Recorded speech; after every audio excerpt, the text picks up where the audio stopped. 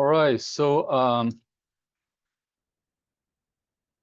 by these slides, we went back to the original definition of a phasors, right? We show the phasor is actually a way to simplify the notation for instantaneous voltage or current instead of writing the accurate waveform. We can just only capture the magnitude and angle. When we develop the long line models, we are able to calculate the voltage at any distance to the receiving end. If we use the receiving end as the coordinate origin, so we'll have this function to describe how the voltage will vary along the transmission line. Then we can go back to the instantaneous voltage, but now the instantaneous voltage will be a function of both time and distance. So it'll be a t and x. So when we describe any continuous variables changing with x and t, very likely this variable can be represented by some wave function, which is also true for this case. So we construct these functions which have two components. So first component, so the moving direction is from the left to right, from the sending end to the receiving end. The other function is a wave moving from the right to the left. We call the first wave as incident wave because the amplitude is decreasing from the left to right. And the other wave will be the reflective wave. So it's moving from the right to left because if we know the active power is sent from left to right, from the sending end to the receiving end. So the right wave will always high bigger than the blue wave. So which is like you send some energy from the left to right, and some of the energy will be reflected back. So that's why we call the right wave as incident wave, the blue wave as reflective wave. And both waves are actually moving at the same speed. So we're going to prove in the following slides. So we want to answer the question, what are those waves? Okay, let's pick the blue wave as one example. Definitely you can work on the right wave as well. For the blue wave, it's a function of both time and x, right? The distance to the receiving end. It involves some parameters. For instance, alpha and alpha beta. Alpha beta is the real part, imaginary part of gamma. Gamma is defined to be the square root of the product of z and y. Z is the impedance per unit length. Y is the admittance per unit length. Also, we also introduced another index, which is ZC, called the surge impedance. Surge impedance is defined to be the square root of the Z divided by Y. Okay, so we keep those in mind. And then we try to figure out the moving speed of this wave and probably also the wavelength as well. And we can think about the analogy. If we're able to see it on the wave moving together, so what we're looking at the wave will have the exactly same phase, right? If you sit on the peak, you'll be always sit on the same peak if you're moving at the same speed of the wave. Okay, so which means to calculate the speed, you need to assume you are sitting on the wave and with the total phase. So this one is constant. So the A2 only depend on the it's constant for this case, like only depend on the line parameters and the voltage and current on the receiving end. So we expect this part. So if this phase is constant, so this one will be equal to a constant number. We don't worry about what that value is. Let's take a time derivative of this equation on both sides. When you take time derivative, you will this t will be gone. And this x will become I star, and this constant will become 0. So you'll have an expression which is omega minus beta I star equals 0. So I star will tell you the speed of the wave.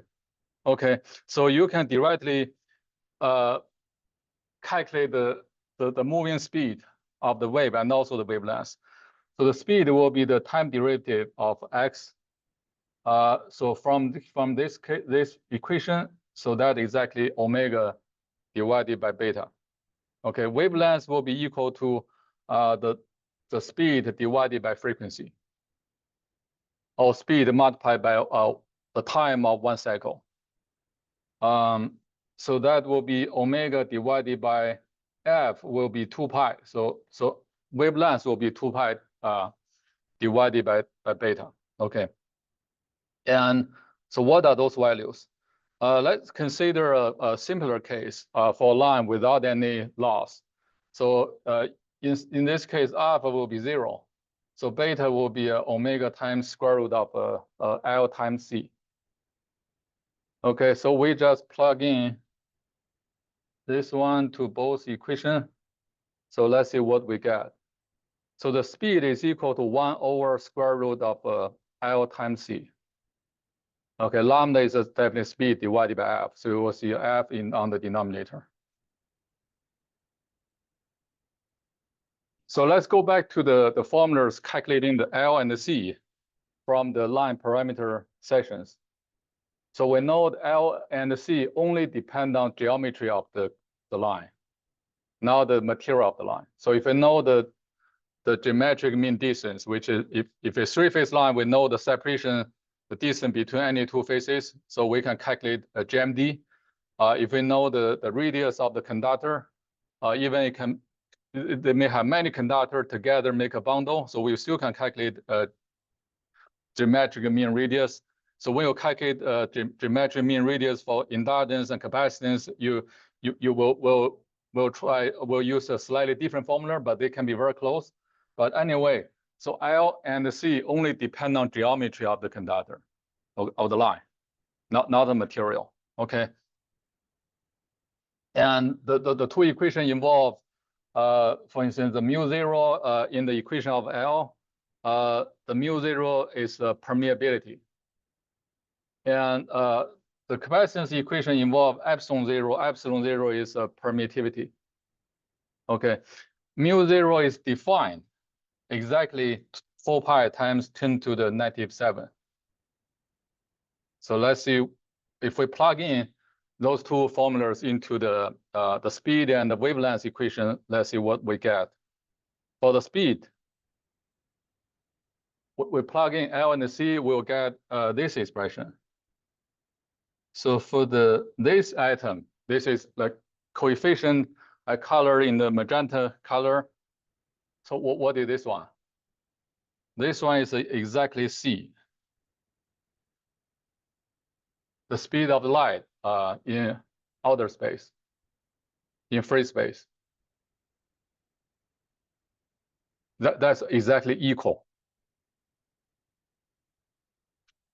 Why? Because epsilon 0 is defined by this formula. It's not measured for. It's not estimated or measured parameter. It's actually defined parameter. So if we know C, and we define mu0 as 4 pi, so now you see why this one is like 4 pi. And epsilon 0 will be calculated directly from here. And the value will be about this value. So we mentioned this value before. So which means this coefficient is exactly the speed of light. And how about the next item? The next item, that's roughly 1, because GMR, GMRC, and GMRL are different. But the only difference about the inside of the conductor, right? Remembering, so the key difference between the electric field and magnetic field can stay inside of the conductor, but electric field can only stay outside of conductor. So which means, so when we calculate the geometric mean radius for capacitance and for inductance, for capacitance, we have to exclude the inside of the conductor. Okay, so if you think about the conductor can be very, so the GMD can be very large, much bigger than GMRC or GMRL. So eventually, this one will be very close to 1. Because keep in mind how to, this formula, I mean, everything here will actually equal to log GMD minus log GMR C, right? Divided by log GMD minus log GMRL. So if GMD is much bigger than either GMRC or GMRL, so those two items can be ignored on both numerator and denominator. So eventually this one is extremely close to 1. If you consider many conductors. Sorry, I kind of forgot what is L and C. Did you explain them a little bit? GMRL, GMRC are both the geometric mean radius. So when you calculate GMRC to calculate the capacitance, in the formula, if you use a radius, you use actual radius. When you calculate GMRL, so you use the equivalent radius, which is called R prime or ds. So that's about the 78% of the actual radius. So go back to this example in the section number 4. So if you consider two bundled three-phase lines having GMD 44 feet, and GMRL is 0.22 feet, and GMRC is 0.24 to 25 feet. And so if you plug in those values into this formula, that factor is 0.99. So which means that's a 99% of speed of light. So if you have the electromagnetic wave moving inside of this transmission line, so you measure the speed of the wave, that's 99% of the speed of light. Okay, so we know, so speed of light is defined value. It's not measured value, it's defined value. It's exactly 299 million, then 792,458, round exactly the value, okay? So which is about 300 million meter per second, roughly. So that means the wavelength will be the speed divided by frequency, which is 5,000 kilometer. So if you operate a 60 Hertz power system, the wavelength of the transmission line will opt out for the wave propagation. The wavelength is always around 5,000 kilometer. If you operate 50 Hertz system, so this one will become 6,000 kilometer. So shortly, I will show why the wavelengths matter, because wavelengths really tell you the theoretical boundary for you to deliver the energy through a single transmission line. So why do we have so many towers, right, to connect? If you want to deliver the electricity over hundreds of thousands of miles, it's not possible to build a single transmission line. It's neither possible or efficient. Okay, so now you can understand why beta is always 0.0013, no matter what line, what voltage. As long as you operate the system at 60 Hertz, that's always 2 pi divided by lambda. So lambda is always around 5,000 kilometer. So beta is very close to 0.0013. So it's fine you use this value for proximate estimation, as it doesn't depend on the length of line or the voltage of the line or size of conductor. It's very close to this value. Yeah, GMR, the definition is here. So depend on you want to calculate GMR L or C, you need to choose to use for the DII here with both subscripts the same. So either use actual radius or 78% of the radius. So how much difference can that generate? So when n is very large, if we utilize another example from section 4, if it's a conductor with a net strength, the GMRC divided by GMRL is 1.04. So we only have 4% of difference for such transmission line. So 4% difference, go back to this formula, that's make it almost like same one. That's 4% difference can be ignored. Because GMD is much bigger than GMR. So then we can immediately get a few useful formula to estimate the surge impedance. So surge impedance will be is equal to the square root of L by C, and so we can make a denominator be the square root of LC, because purpose is we want to involve the speed of light. So finally we can use the speed of light multiplied by the inductance to give you estimate of the surge impedance, or you use 1 divided by speed of light and the capacitance to give you the estimate. So which will be very good estimate and easy to calculate. Okay, any question here? So electricity in transmission line is delivered through such an electromagnetic wave moving at around the speed of light, right? The similar to the speed of light in the outer space. Very closely.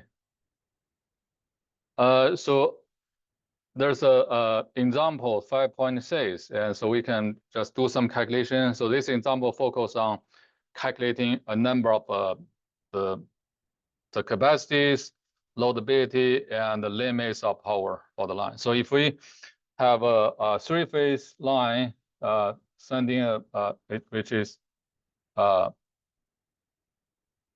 it's a 700 megawatt power transmitted to a substation at a distance of 315 kilometer. So if we know some per unit value for the source voltage and the load voltage is slightly lower, and the wavelength is 5,000 kilometer because it's a 60 hertz system.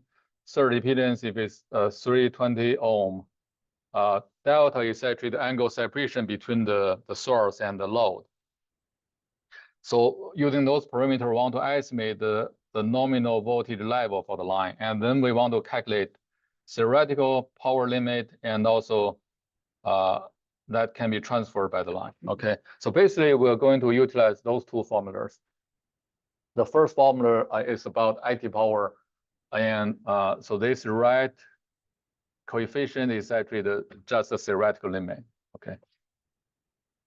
Surge impedance can be calculated based on the rated voltage divided by the surge impedance. So that will give you the surge impedance load.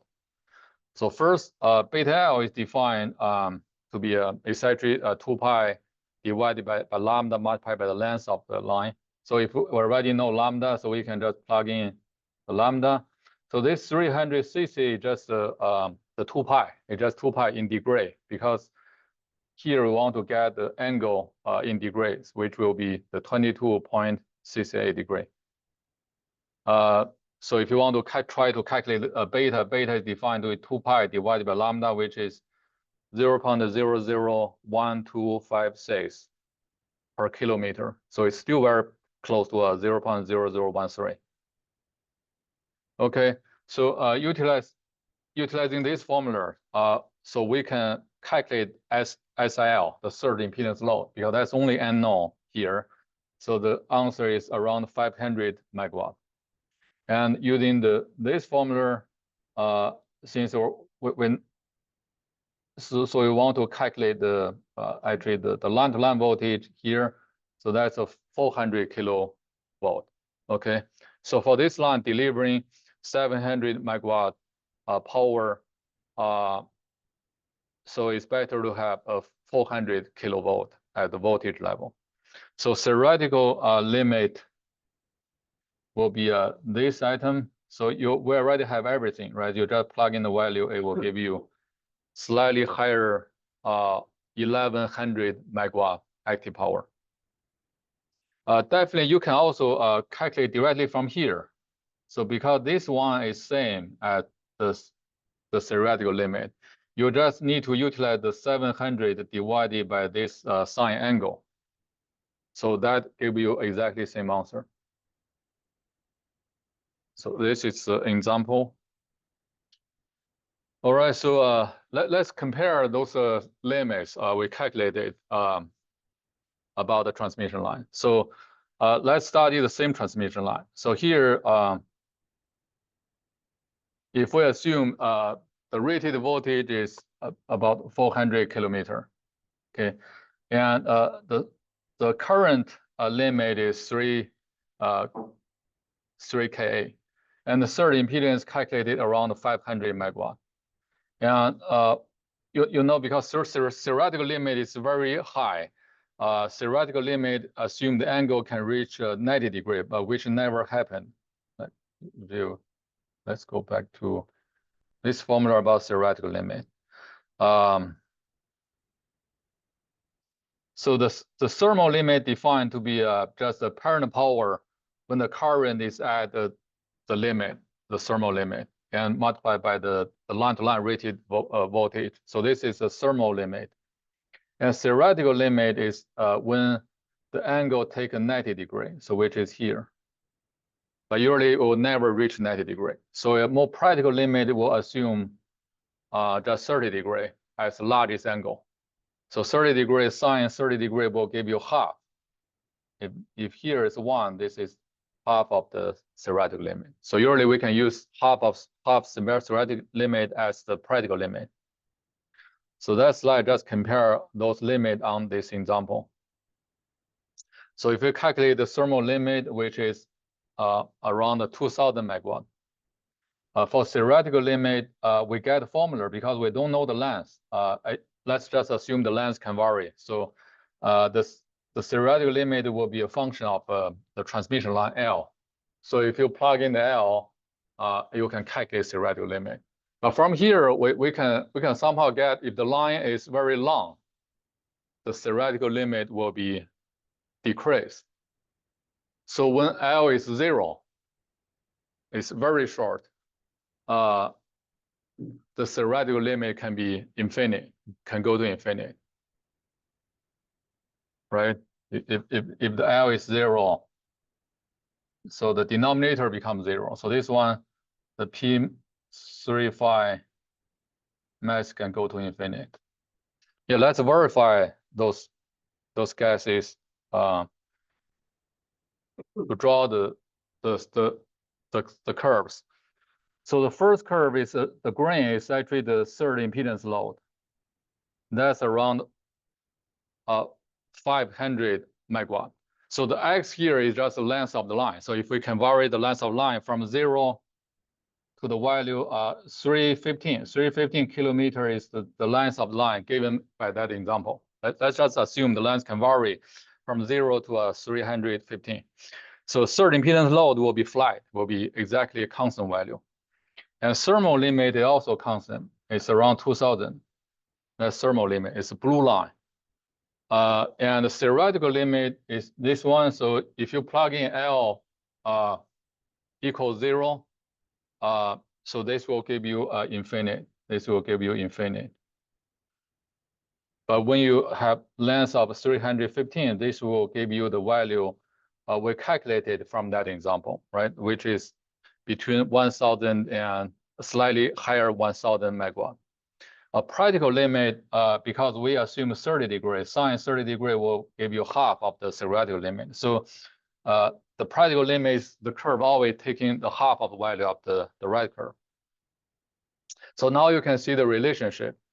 The third impedance load is actually the ideal load. So if you operate the line delivering power exactly equal to third impedance load, you have the minimal operation challenge. Okay, the voltage everywhere will be same. Power factor along the line will be same. So that's ideal load. But usually, our load is most of time is higher, can be higher than third impedance load. But we still need to pay attention to the margin between this load and the practical load. We don't want the line to be overloaded. Even you can slightly over the practical line loadability, but you should never go to the either thermal limit or the theoretical limit. So that's a line up to 315 kilometer. So if we continue drawing those curves until, for instance, 5,000 kilometers is actually the wavelength of the line for 60 Hertz system. And eventually you'll see the theoretical limit and practical limit will keep decreasing. Eventually, both curves can be under the third impedance load. Because you can tell from this value, right? So this value is lower than certain impedance load. So when the denominator become 1, so when you take a 90 degree, sine 90 degree, that make the theoretical limit the minimum. So this point is actually a quarter of the wavelength, because a wavelength is 5,000. So this point is about a quarter of the wavelength.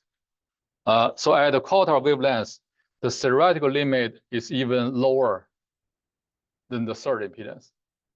So this explains why you cannot have very long line, right? And if you make a line even longer, okay, what if I only deliver very small amount of power, not even higher than certain impedance load? Would that be safe? No, eventually when you reach the half of the wavelength, which is 2,500 kilometer, so you see the limit become negative. So theoretically speaking, you're unable to deliver electricity by single line, which is longer than half of the wavelength. So that's why the wavelength is very good indicator on how much margin you have utilized. If the longer the line, the smaller margin you have to further deliver over the distance. Okay, does this make sense? Okay, any question? All right, so yeah, so this is half of, yeah, this point is a quarter of the wavelength. So usually you need to expect to have the line shorter than, at least shorter than a quarter of a wavelength. Yeah, that's already very long, already longer than 1,000 kilometers. So that's not the, in real world, it's not a very practical length of line. All right, so the only last section, small section will be talking about how to utilize the capacitors and reactor to compensate a line if the line doesn't have perfect voltage along the line. So if the line is not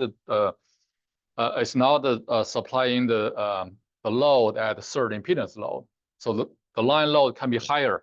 If it's higher, so you may have under voltage problem. So which means near the load, the voltage can be lower than the source. If the load is lower than certain impedance load, you will have higher over voltage problem. So the voltage on the load will be higher than the source. But you need to maintain, it doesn't matter it's under or over, but you need to maintain within the limit. So those capacitors and reactor will give you some compensation for the violation of the voltage issue.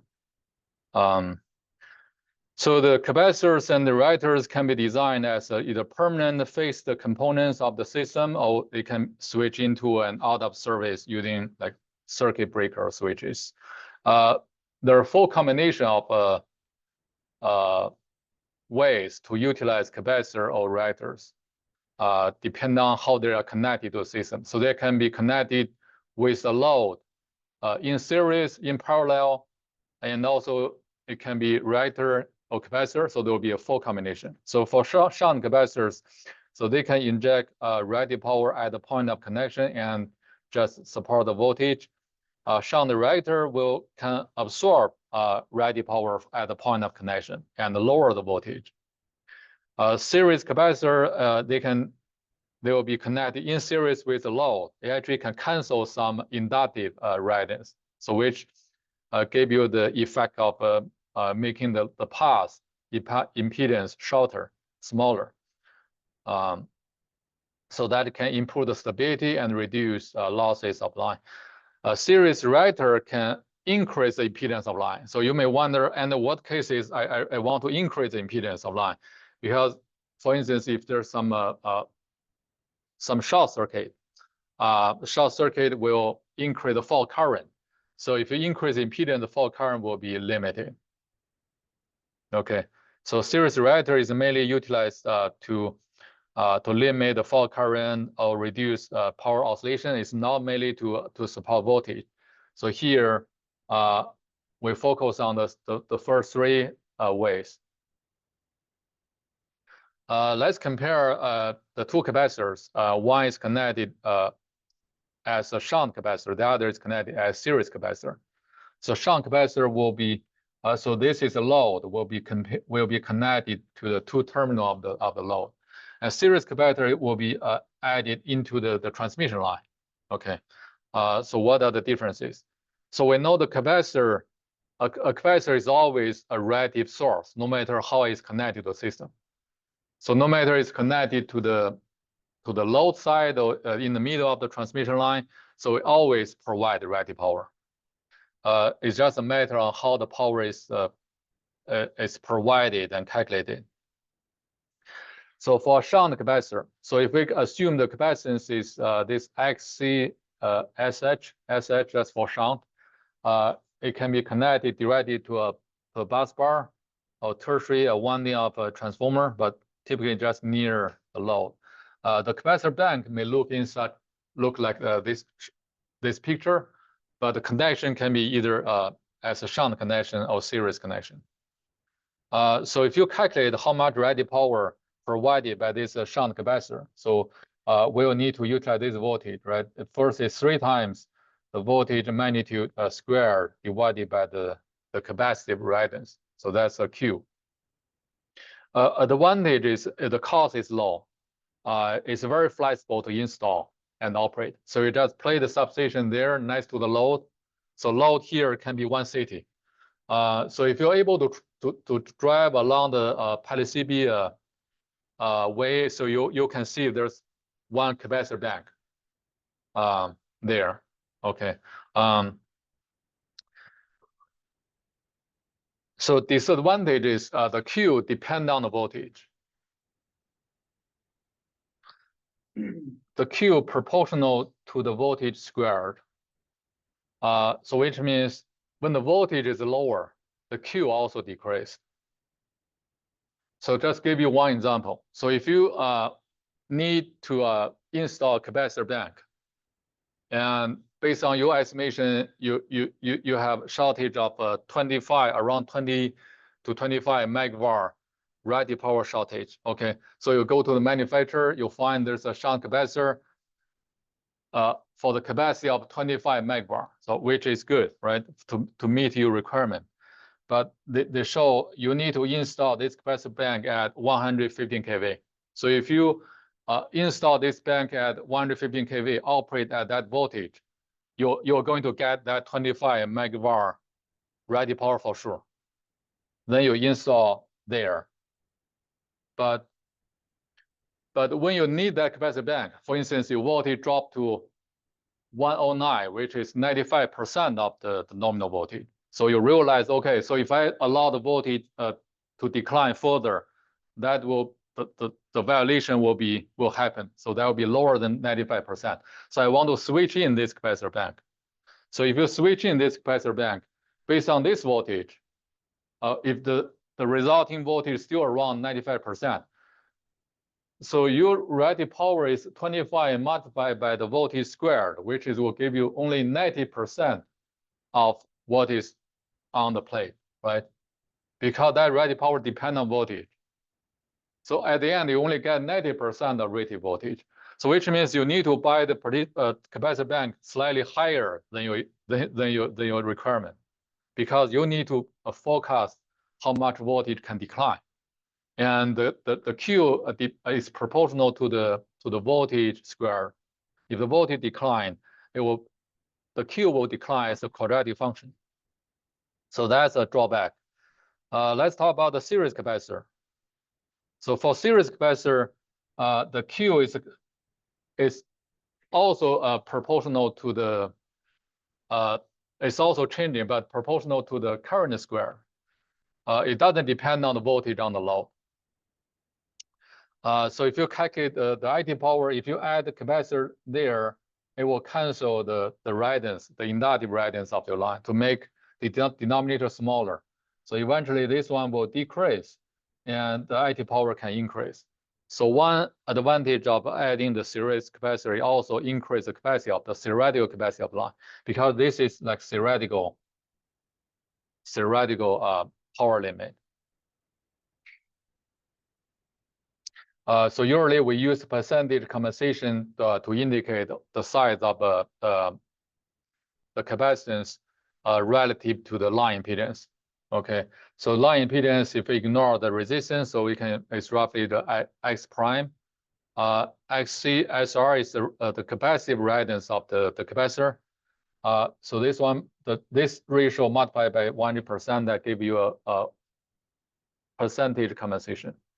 So the advantage is self-regulating. Self-regulating means it doesn't depend on voltage, but it depends on current. So when your system needs a lot of reactive power, the current usually is also high. That actually make this capacitor in the series connection to provide more reactive power under the heavily loaded condition. But disadvantage is it will have series connection with the inductance. So whenever you connect a capacitor directly to an inductance, you will cause some resonance. So we'll create the resonant circuit. So if you have capacitance connected with the inductance, so this C, this is L. So for such circuit, if you can inject some current, that would be resonating there at a certain frequency. So that frequency, that resonating frequency can be calculated by this formula because originally defined, the resonance frequency is defined to be 1/pi multiplied by square root of 1 over the product of L and C.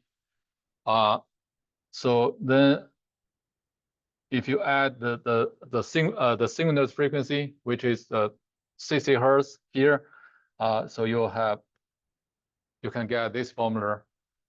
So that tells you what the resonant frequency is. So if the 60 Hertz, the synchronous frequency is 60 Hertz, so you will get the resonating frequency. So for instance, for 60 Hertz, if we do a 25% of compensation, so if this ratio is 25%, which means the capacitive reactance will cancel 25% of the total line impedance, then the resonance frequency will be 30 Hertz. So it will introduce subsynchronous resonance. So this become an increasing challenge to operator when you integrate a lot of renewables, and sometimes you need to add compensation to the long transmission line, so you will introduce subsynchronous resonance. So for instance, if you have wind farms far away from your city, but you want to deliver electricity over long distance, and you want to make the line shorter by adding the series capacitance to cancel some line impedance, you will introduce some subsynchronous resonance. Okay, so let's talk about the shunt reactor. The shunt reactor is needed when you have load, but the load is just open the circuit, and the voltage on the receiving end will increase. If the line is very long, this voltage can be very high. Then you need to switch in a shunt reactor. Let the shunt reactor behave as a new load to limit the voltage. So we know the line current at the receiving end now become just voltage divided by the reactance of the reactor. We want to get the idea on how the voltage and the current distributed along the line when we open the circuit and switch in the shunt reactor. And we want to see how the voltage can be limited by the shunt reactor and how the current can change. So we still go back to the original formula. So this one tells you how the source voltage change with the low voltage and current. So we plug in this current here because we want to generate the formula only depend on the low voltage. So you see, so this J and this J will be canceled. So finally, the source voltage will be equal to everything in such parentheses as factor multiplying the load voltage. Because the J has been canceled, so this factor is completely real. It's a real number. if it's a real number, it doesn't change the angle.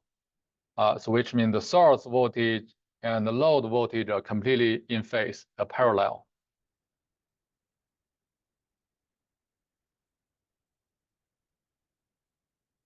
So we move further. So that makes sense because right now we don't deliver any active power over the line. So in order to deliver active power over the transmission line, you need to create the angle difference between the two ends.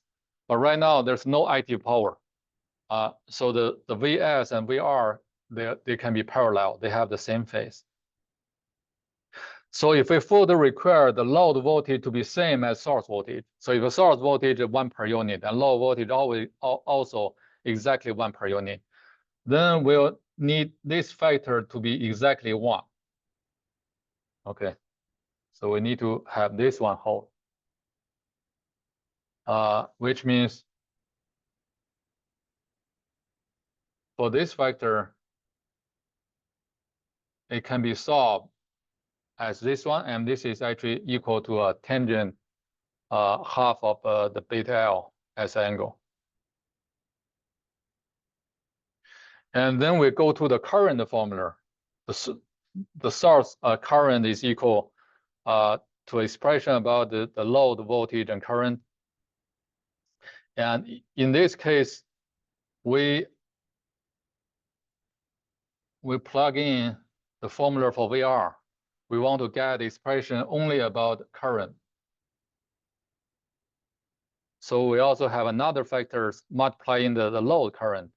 And this factor is always also real. So we know the source current and the load current also in the same phase. There's no phase difference. You can quickly prove this factor is actually exactly -1. What you need to do is just need to plug in, because here we know the ZC divided by the writer in residence. So we plug. So here you have a ZC, you have another SLC. So you actually can plug in that one here. It's not hard. You can prove this one is -1. So the source current will be a negative load current. So this one means the source is sending current from the left, and the load is sending the same current back. That is S.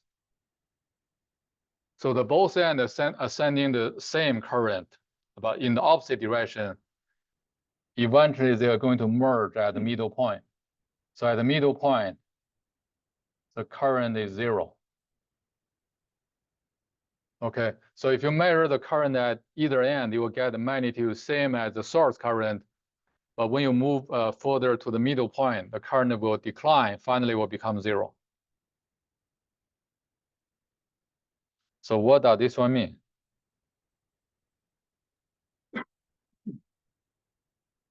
So if you further use this formula, but now you instead of considering the full length of line, you consider half of the lines.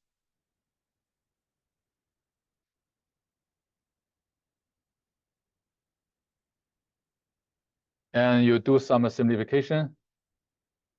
So this tangent half of beta L is come from ZC divided by XL. So this factor is equal to 1 over cosine half of a beta L. So this one is bigger than VR. Also bigger than VS, because we already make a VR VS be equal. So at the midpoint of the line, the voltage is higher than both ends of the voltage on both ends. On the textbook, there's a figure to show using the example, the same example of the line. So you can tell, so if you open the circuit at the low side without switching that shunt writer, the voltage will go up, right? From 500 kV to be close to 540 kV. 540 kV is around like 8% higher, so that's too high.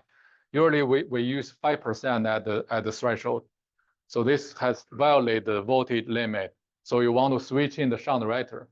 And we can make the load voltage to be set exactly at 500. But that will increase the voltage at midpoint by about 10 kV. Okay, so increase about the 2%. All right, so that's the last thing we need to know about compensation. I put this final slides, which is not required by any homework or test. Just give you an idea on what the state-of-the-art technology is for the line compensation. So this technology is called static VAR compensator. Static VAR compensator is just a bunch of capacitors, resistors, which can more flexibly switch in and out. Static means there's no generator at all, but they can provide either provide or consume rated power as a generator.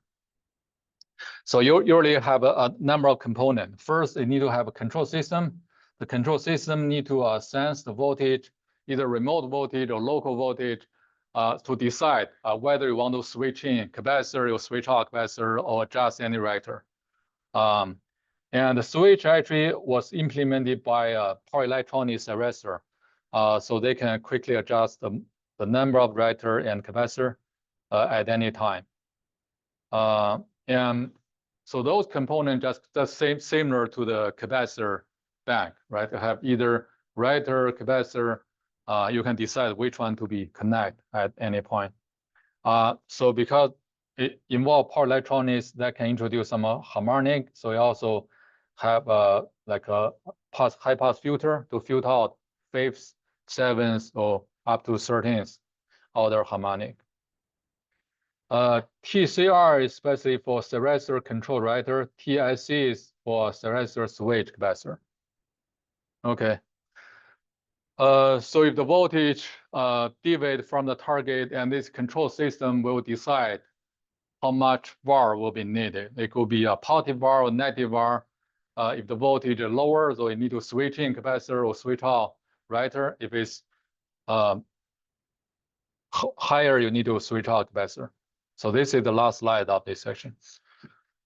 All right, so yeah, next week we'll move to a power flow, the really important section.